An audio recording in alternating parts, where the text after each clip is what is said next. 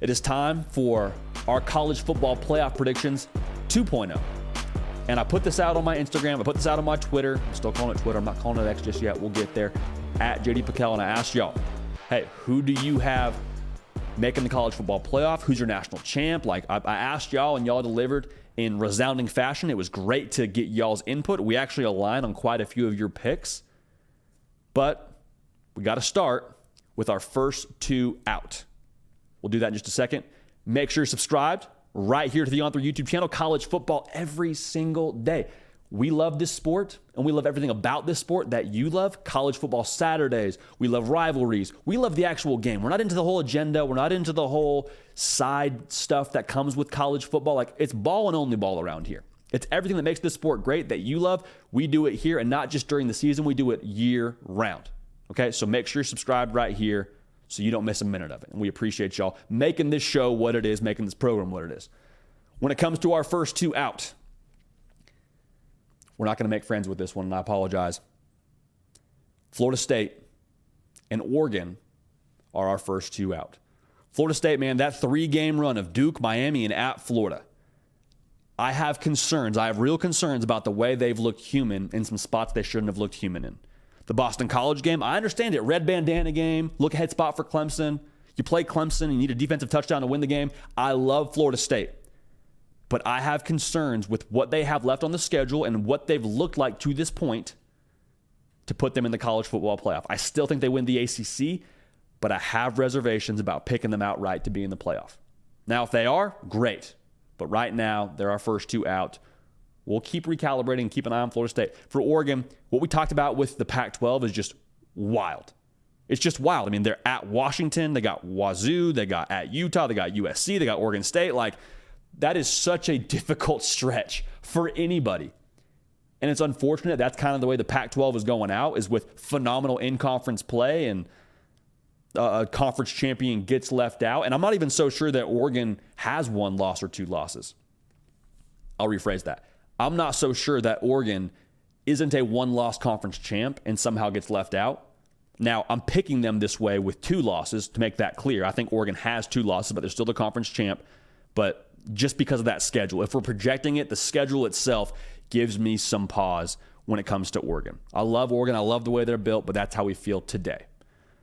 Now, for our top four, and this top four, our number 4 team is going to take some explaining, so I'm happy to do that right now. At number 4, we got Penn State.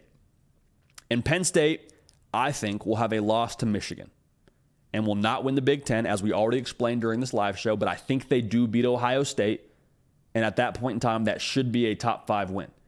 Now, a lot of y'all from Norman, Oklahoma are saying, JD, did you not see what happened in Red River? Did you see what we did and took care of business? I did.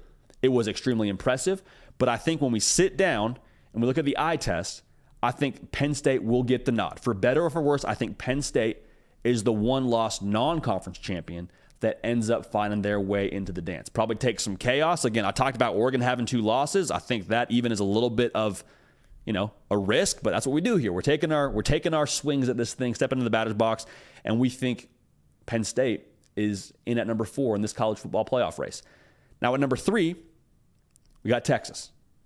1-loss conference champ. They avenged their only loss to Oklahoma in the conference title game, with Texas at that point in time getting a win in the conference title game, probably over a top 5 Oklahoma team. So with that being said, Texas also factoring in the fact that they beat Alabama at Alabama when that was a top 3 win in the country.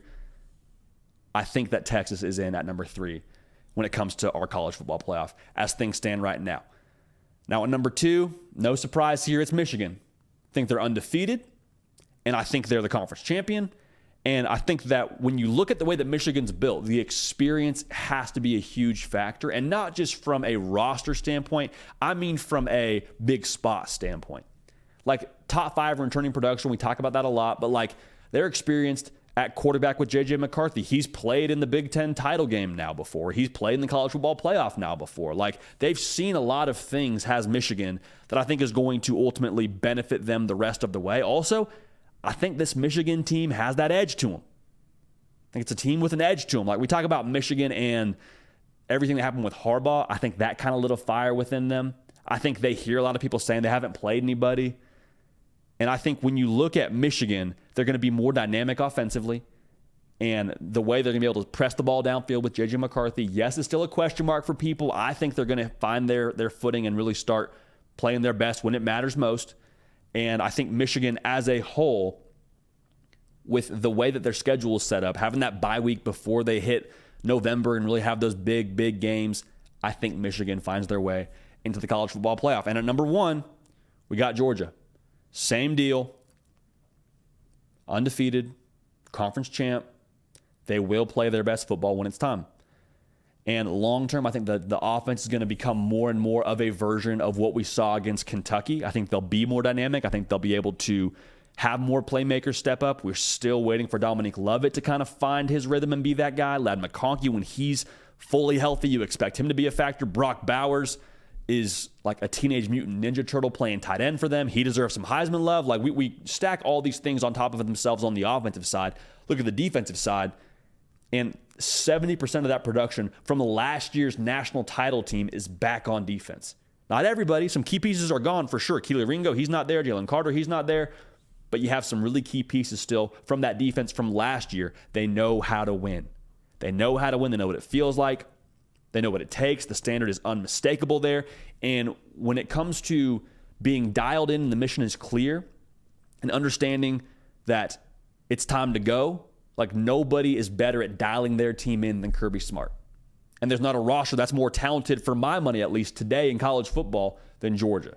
So that combination makes them a college football playoff team still in my mind, and I think they're the number 1 team in.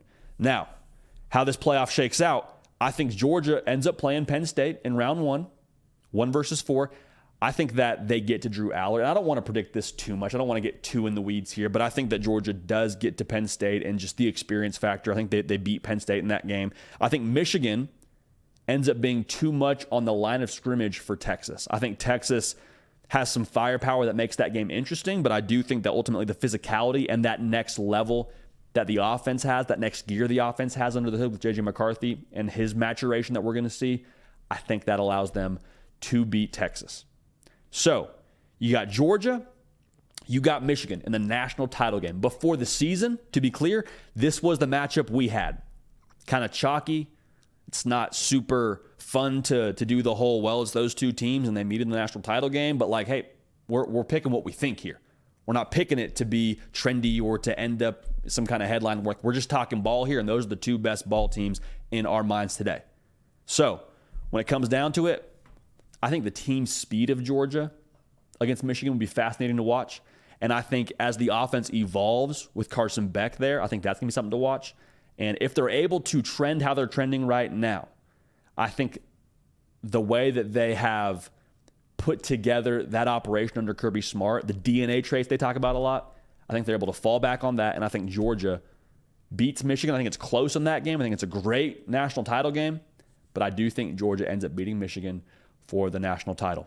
So those are our predictions 2.0.